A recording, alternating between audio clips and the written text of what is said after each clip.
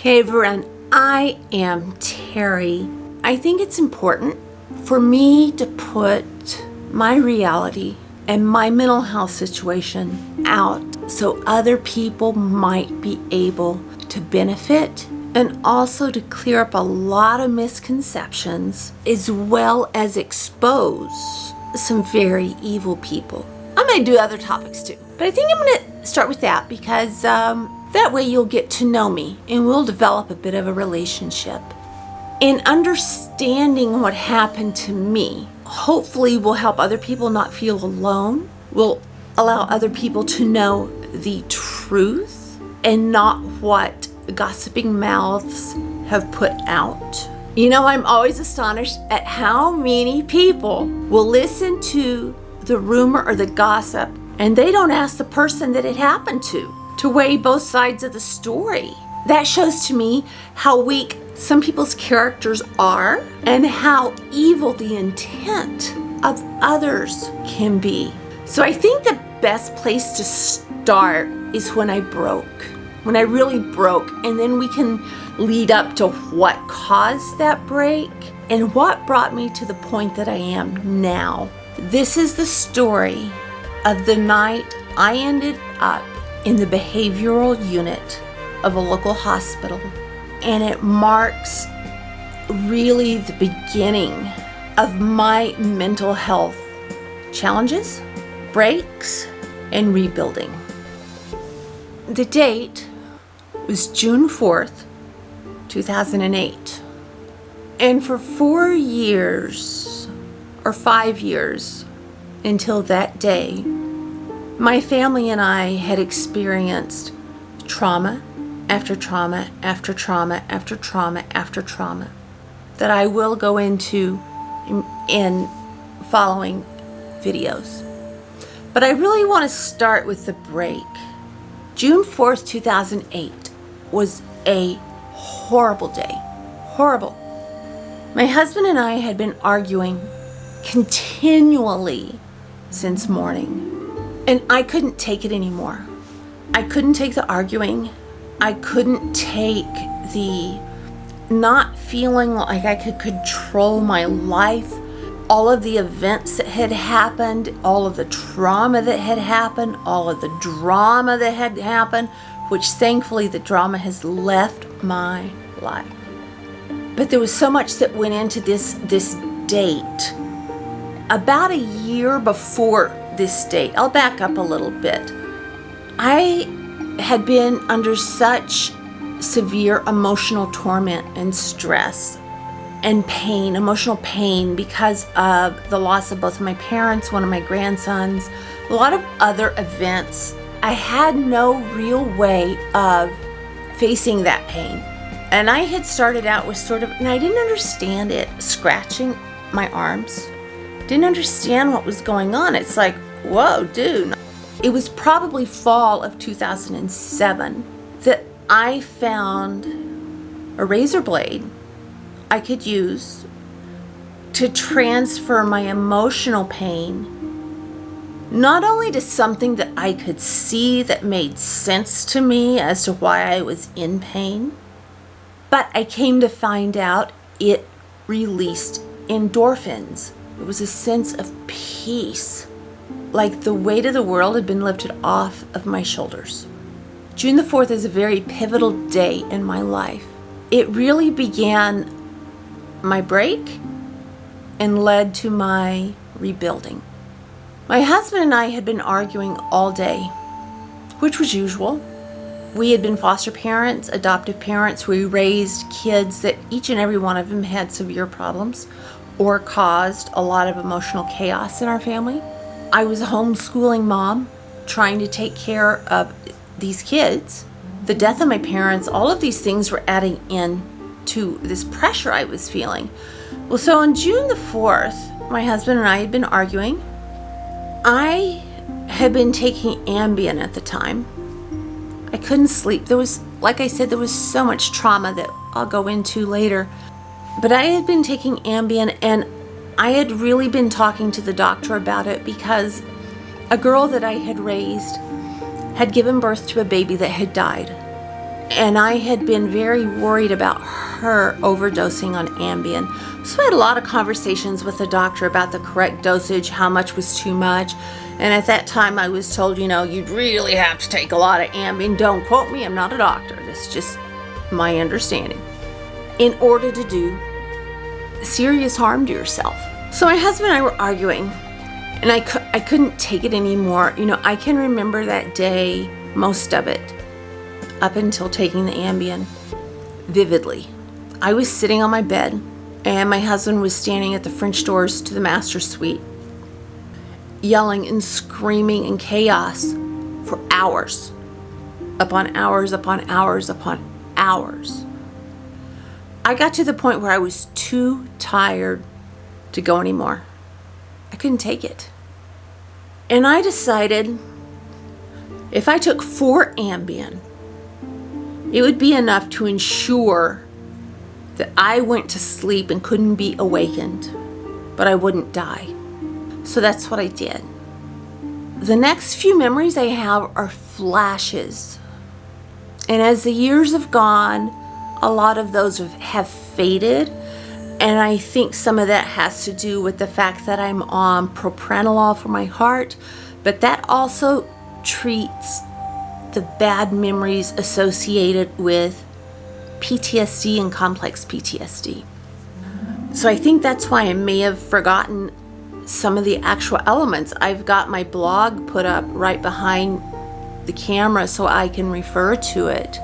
But I took 4 Ambien, and the next thing I remember being in my kitchen, and my husband had a rag and he was cleaning my arms. The next memory I have is being in an ambulance and someone was asking me what had happened. And I told them we had been arguing all day. I wanted it to stop. And so I took 4 Ambien so I could sleep. Then I remember being at the hospital. And all of this is in that hallucinatory state of the Ambien. I remember being at the hospital, and I remember a woman asking me why I had cut myself. And that really surprised me. And I looked down, and my arms were bandaged. And I told her the same thing. We had been arguing. I wanted it to stop. Evidently, from my blog post that I read through, she had asked me questions if I wanted to kill myself. No, I didn't want to kill myself. I had never intended on killing myself. I just wanted off of the merry-go-round. I needed to catch my break. I wanted a breath. I just wanted to sleep. That is really the last thing I remember until waking up about 6 a.m. the following morning. The reason I can remember that without looking at my blog post, the first thing I saw, and I opened my eyes, and there was a clock on the wall, and it was in a cage. So here I am, I'm waking up in this strange place, and I see a clock on the wall that's caged. I looked underneath it, and there was no mirror. There was just a shiny, reflective aluminum surface. And then I knew where I was. There was a door with a little window out of it, and I went to peek out the door, and I lost it. I broke down. I was crying so hard. It was one of those convulsive cries where you can't catch your breath. And so I could see from the window of that door that there was telephone. So I opened the door, and I'm just like losing it, right? And I go up to the telephone, and I see a sign there that said that the phone didn't come on until 7 o'clock in the morning. And this was, a little after 6. And the only one up was the nurse. And I was crying so hard and so badly, and I begged her to let me use the phone. So she gave me the phone. She let me use the phone. I was crying so hard and I was shaking so badly.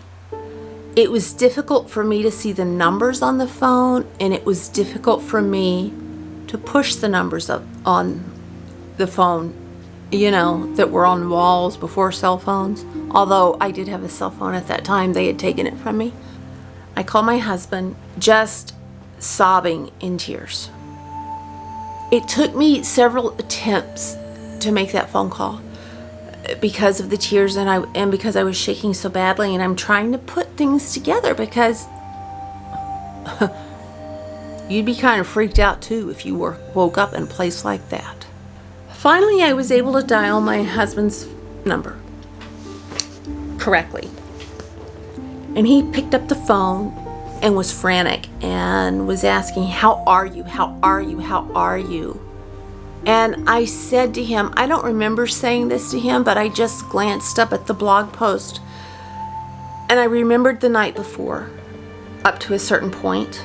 And evidently my words to him were, "Why did you do this to me? You have to get me out of here now." So that kind of shows you my state of mind at the time right then. Then I'm reading this next part as well, because I don't remember him saying this, just like I don't remember what he said, but this was written within days of this event. He said, "Terry, calm down." Calm down? I'm in a psych ward and you're telling me to calm down? He said, "We didn't know what else to do. I didn't know what medication you had taken. There was blood everywhere and the kids were screaming for me to call 911. When I got to the hospital, they wouldn't let me see you. They wouldn't let me take you home." Then he began to cry and he kept saying, "They wouldn't let me take you home." At that time, I knew nothing about state holds or hospital holds. I pleaded with him to call my attorney, and my attorney called me back, and I remember saying, "Jim, you have to do whatever you can. You have to get me out of here. I cannot be here. You have to get me out of here. I have never been so afraid in my life. You have to get me out of here." And he told me there was nothing he could do, that I was going to have to wait and go to court.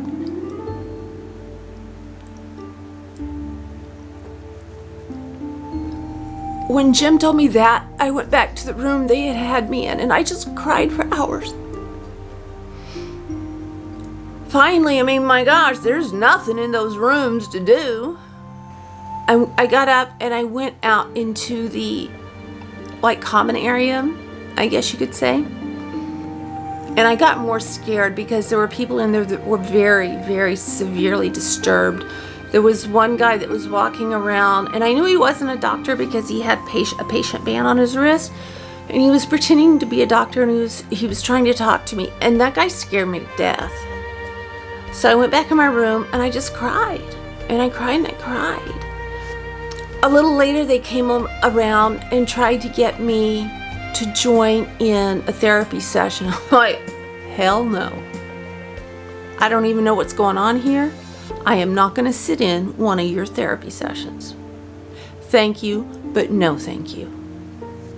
So I went back to my room. A social worker came in and she seemed like she was nice. I don't remember her, but I guess at the time I thought she was nice. She asked me to tell her what happened. And I told her, and I can remember my memories from that night. I remember thinking I just wanted quiet. I wanted to be left alone. After she left, I went over to the mirror that was in the room, or whatever it was they were using as a mirror, and I looked at myself. I didn't recognize myself. My face was so blotchy and splotched from crying. My eyes were swollen shut. I looked like crap. It was horrible. I washed my face, and I went back and sat on the bed. So then, I think it was then that another social worker came in and asked me the very same questions, and I gave her the very same answers. And she asked me again, according to my blog post, were you trying to kill yourself? And I'm thinking, are you people stupid? How are you going to kill yourself on 4 Ambien? No, I wasn't trying to kill myself. I just wanted to sleep. I wanted it quiet. And we'll get into what I couldn't take on a later post. I mean, there was a lot of it. And it took a lot of years for it to come out. And a lot of boxes to open that went all the way back to my childhood. And according to this next sentence in my blog, I told her implicitly, no, I wasn't going to kill myself. Had I wanted to kill myself, I would have been able to do so. I just wanted to go to sleep, and for some reason I said, and I didn't want to do anything that was going to give me a hangover. Well, you know, what I got was a lot worse than a hangover.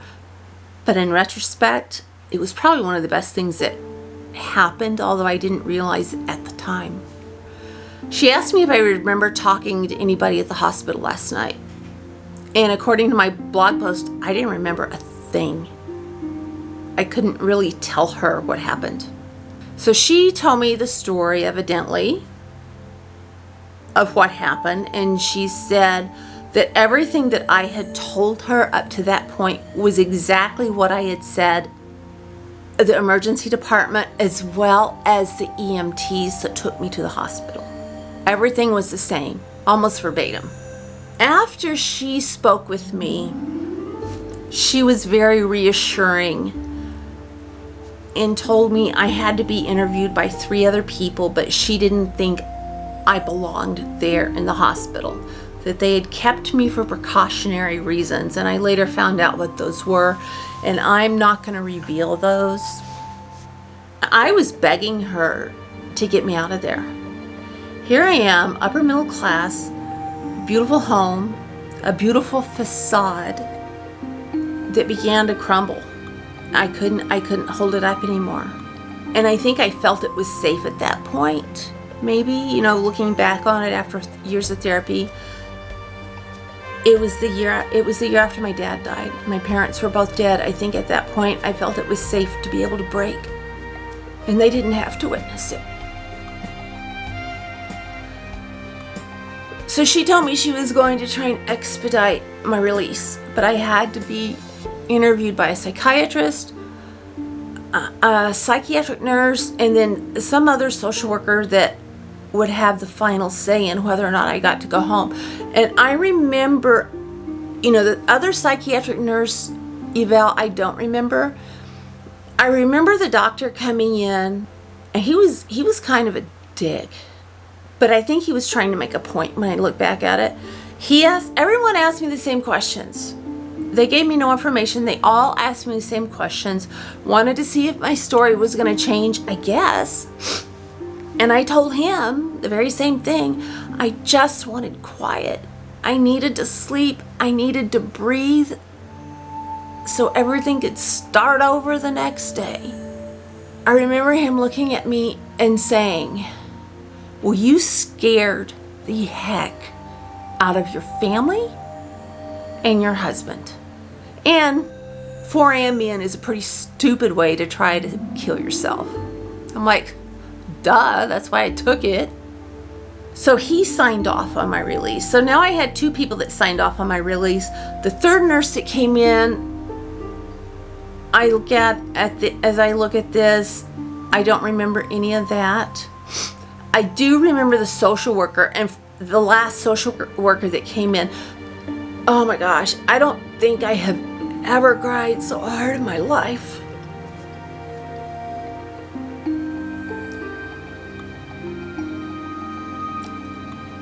So when the first nurse told me she was going to try and expedite things, then the psychiatrist came in and he questioned me, and he told me I didn't belong there.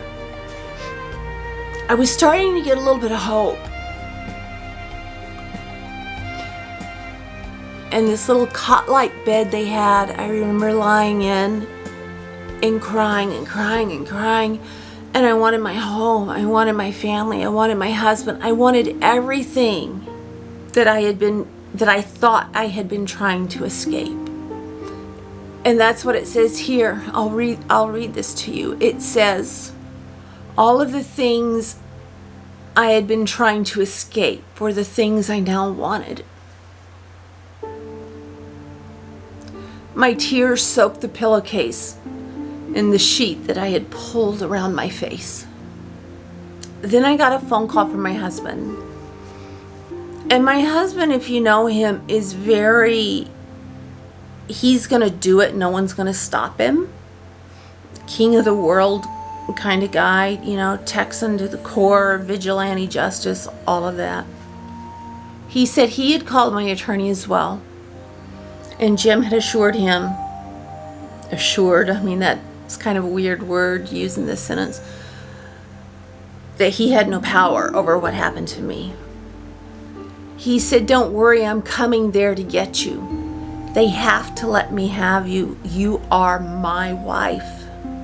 They cannot keep you from me.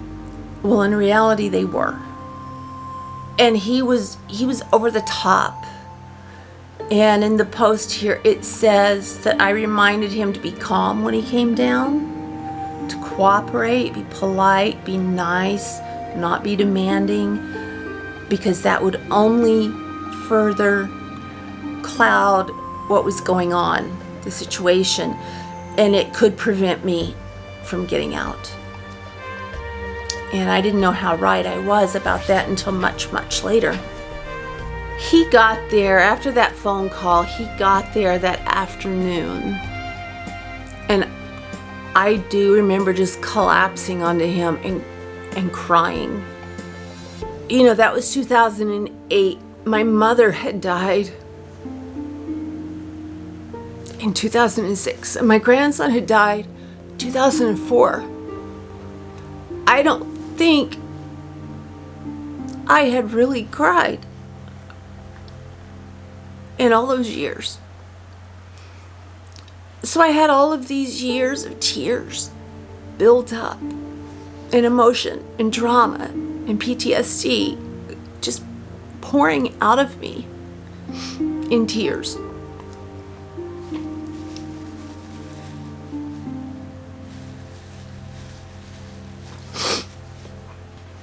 Then, according to my blog post, and I hope you all understand why I'm having to refer back to this, because a lot of this I don't remember. Another nurse came in and signed me off. And then there was just the one left, the social worker. And I remember the feeling of dread, because everyone that had interviewed me before made sure I knew my fate rested in her hands. So my husband was with me there at that time, and I was inconsolable. I think every emotion that I had buried away for all those years was coming out. And it was probably about 4 o'clock or so in the afternoon when the final dreaded social worker came by. And I remember her questioning me. I don't remember all of it, but I remember her seriousness. And I remember some of the words that she did say.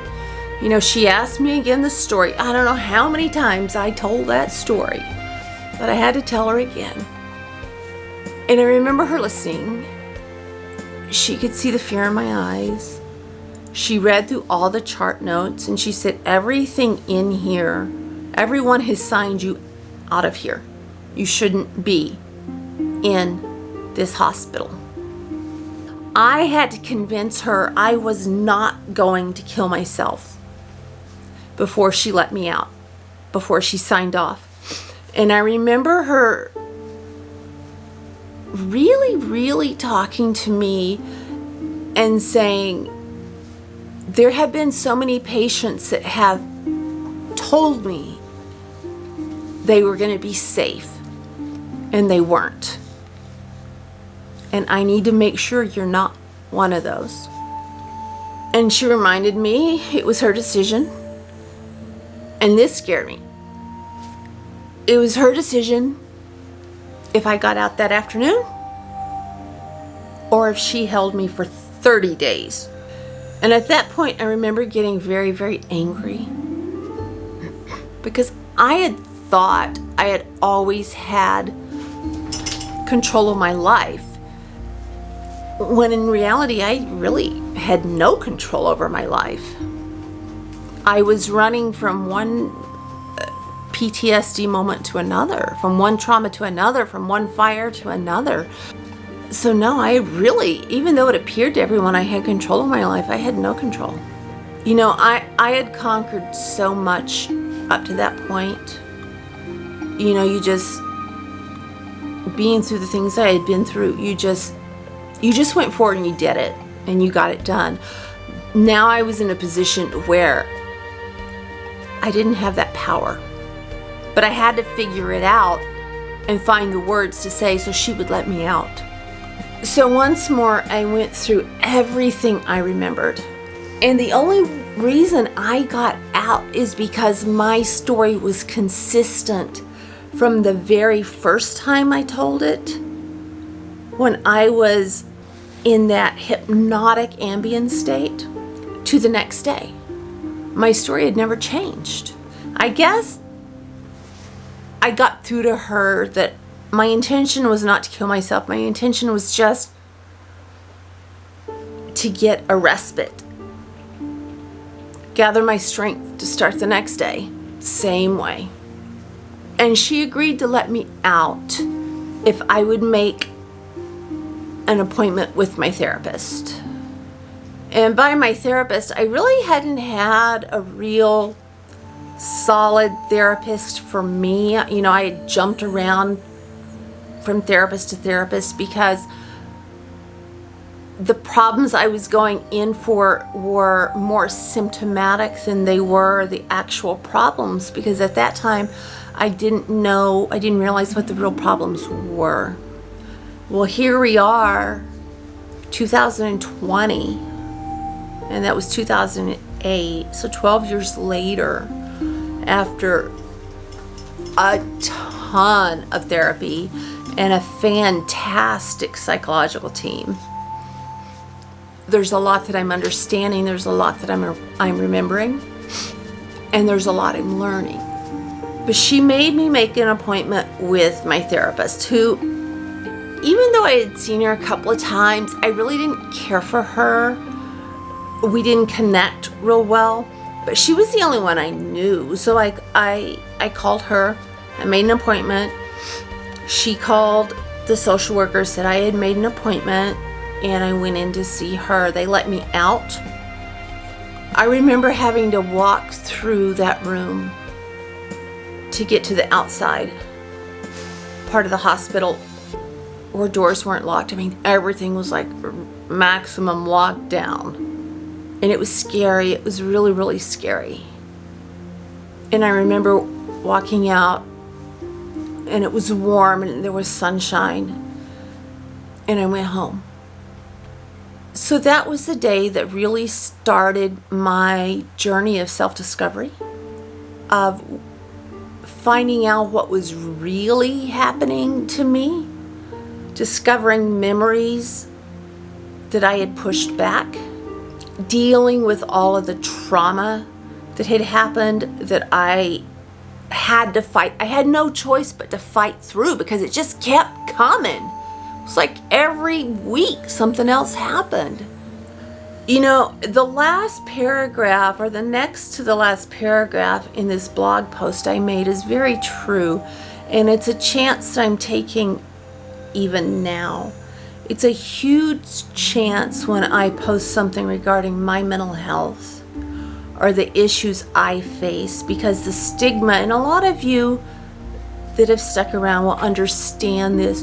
You know that stigma, you felt that stigma from people that don't understand, or they look at you, they're not in your shoes.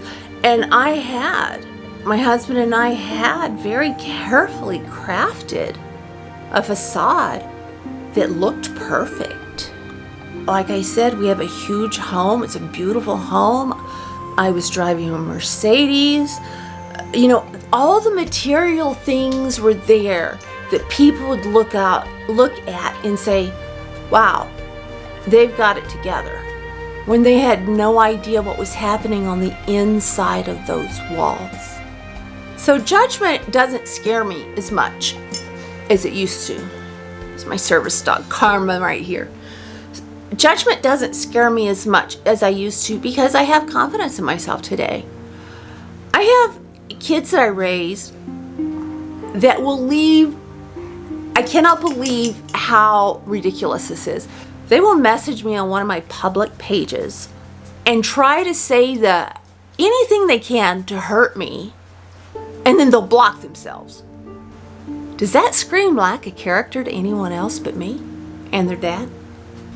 I've let go of it. I had a really hard time at first, but I've let go of it. I can honestly say I don't think about the kids that I raised. There are 3 kids that I think about every day.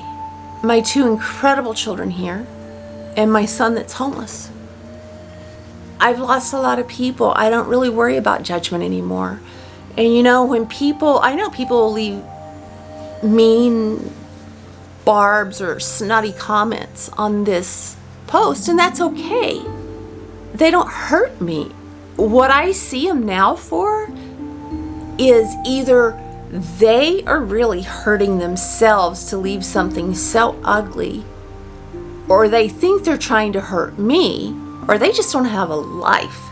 So generally when that happens, what I do is thank them for leaving the comment, because what it does, it just furthers the blog or the vlog, the channel. It gets more activity on my channel, which therefore gets my story out to more of the people that need to see it. More of the people that need to feel and know they're not alone. More of the people that need to realize, or maybe say, you know what? If she can overcome everything that she's overcome, maybe I can do it too. And from when I first published my blog, it was to help people. And now with my YouTube channel and my Facebook pages, I get people, it's every week. There is not one week that goes by that someone doesn't say, thank you for making me know I'm not alone. Is it brave for me to do? Some people say, you're so brave, you just say it. No, it's not really being brave. It's not courage. It's I know people are hurting. And if I have any knowledge of something that may help them get through that or encourage them to get through it, it would be wrong of me not to share it.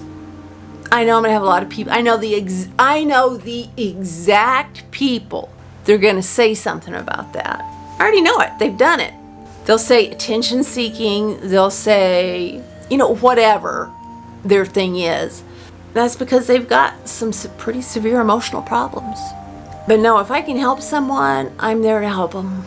If anyone can use my story and get even one tiny bit of recognition that someone else has gone through the same thing and they're not alone, exposing my life is worth it. So once again, I ask you to please subscribe, please comment, please share. I will leave the link to my blog. I used to have a domain, and I let that go because the domain name wasn't right. I had been misdiagnosed. But I do still have access, and through the post, I'll post the link to the blog post that I'm taking my notes off of, and you can kind of look through my blog and some of the posts I've done. Some of them are very, very dark. A lot of my posts that are lyrical or poetic are very dark. And then there are some that are just silly, dumb stuff. So take a look at it. Subscribe here. If you know anyone that may benefit from this story, because it's going to be a story, and I'm going to tell you my reality of what happened. From being diagnosed, I should step back, from all the traumas, from being diagnosed, to what I did to escape my emotional problems that I didn't want to face. Well, I didn't know what they were. What I did and how it hurt people around me, to finally letting my doctors help me open those boxes that let me become confident and not just play confident on TV.